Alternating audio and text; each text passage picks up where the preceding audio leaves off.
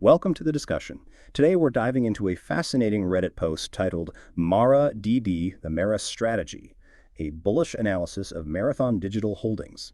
It's a bold prediction, and we have an expert here to unpack it. What initially caught your attention about this analysis?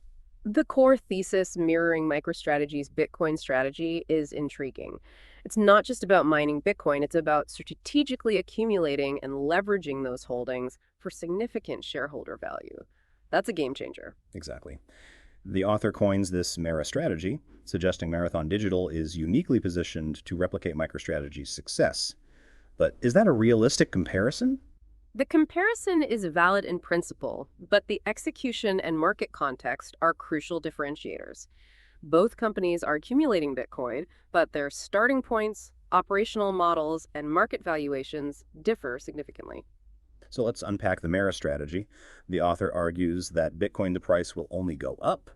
Is that a reasonable assumption to build a whole investment strategy on? The assumption that Bitcoin will only go up is, of course, a significant risk. No asset goes up forever.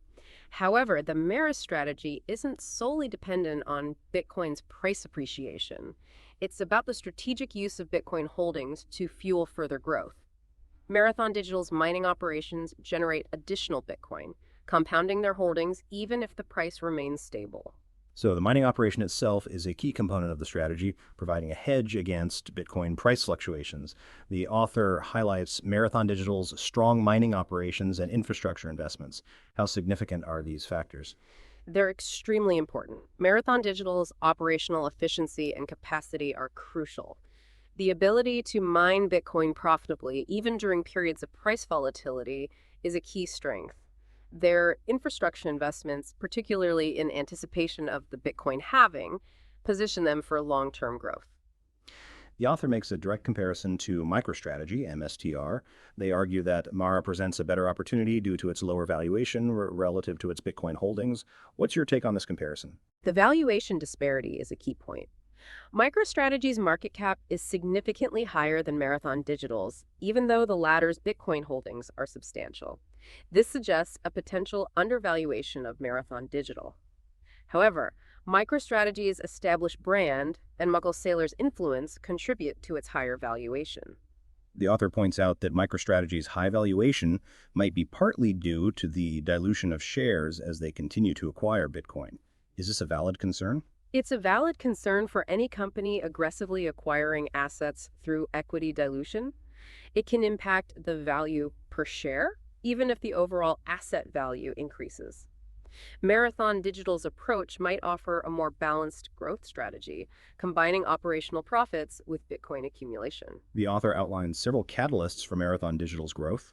The most significant is the continued adoption of Bitcoin. How likely is widespread Bitcoin adoption, and how would it impact Marathon Digital? Widespread Bitcoin adoption is a complex issue. While institutional adoption is growing, mass consumer adoption remains uncertain.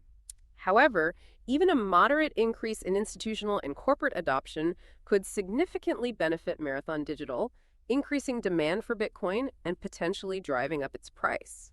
Beyond Bitcoin adoption, the author mentions Marathon Digital's aggressive Bitcoin purchasing strategy as another catalyst. How crucial is this for their success? It's crucial. The author's emphasis on Fred Thiel's commitment to the MaraStrategy is well placed. Consistent Bitcoin accumulation demonstrates a long-term commitment to the asset and strengthens the company's position in the market. This, combined with strategic use of their holdings, is key. The author also mentions other catalysts, such as the increasing value of mining stocks and the legalization of Bitcoin in China. How significant are these factors? These are positive developments, but their impact on Marathon Digital's valuation might be less significant than the core factors we've already discussed. The broader market trends in mining stocks and regulatory changes in China are important, but they're not unique to Marathon Digital. The author presents a numerical comparison between Marathon Digital and MicroStrategy, highlighting the premium paid per Bitcoin. How accurate is this analysis, and what does it tell us? The numerical analysis provides a useful comparison, but it's essential to consider the limitations. The figures are snapshots in time and don't account for future fluctuations in Bitcoin's price or the company's operational performance. However, the comparison does highlight the potential undervaluation of Marathon Digital relative to its Bitcoin holdings.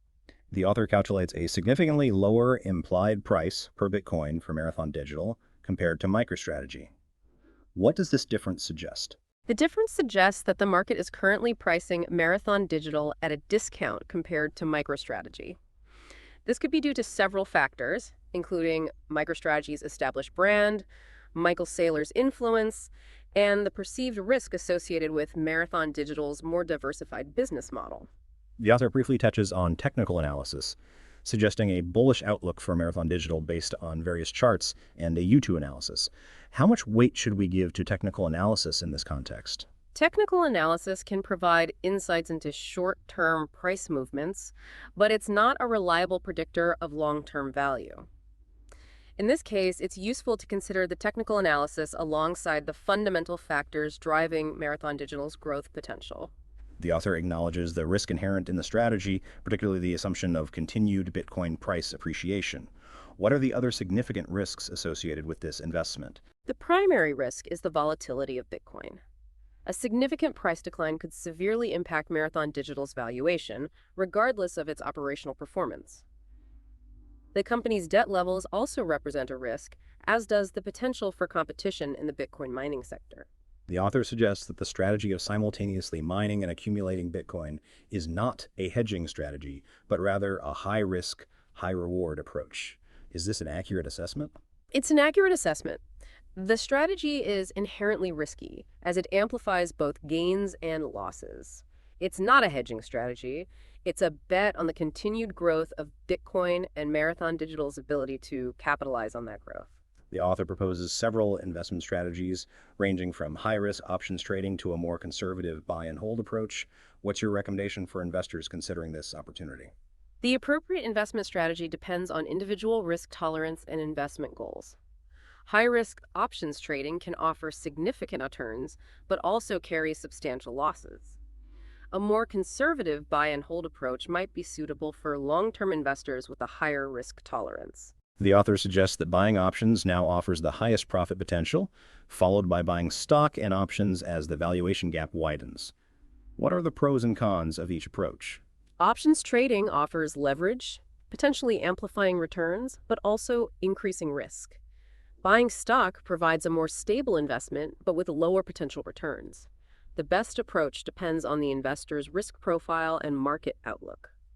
The author highlights Marathon Digital's mining capacity and its potential to generate significant Bitcoin even without additional purchases. How sustainable is this growth rate? The growth rate from mining alone is dependent on several factors, including Bitcoin's price, mining difficulty, and the cost of electricity. While Marathon Digital's operational efficiency is a strength, it's crucial to remember that mining profitability can fluctuate. The author mentions Marathon Digital's ability to pivot to other cryptocurrencies if Bitcoin's profitability declines. How significant is this flexibility? This flexibility is a significant advantage. The ability to adapt to changing market conditions and optimize mining operations based on profitability is crucial for long-term success in the cryptocurrency mining sector. The author mentions Marathon Digital's financial performance, noting that they mined 717 Bitcoin in October. How does this compare to their historical performance, and what does it suggest about their future profitability? The October figures are positive, but it's essential to analyze them within the broader context of Marathon Digital's historical performance and industry trends.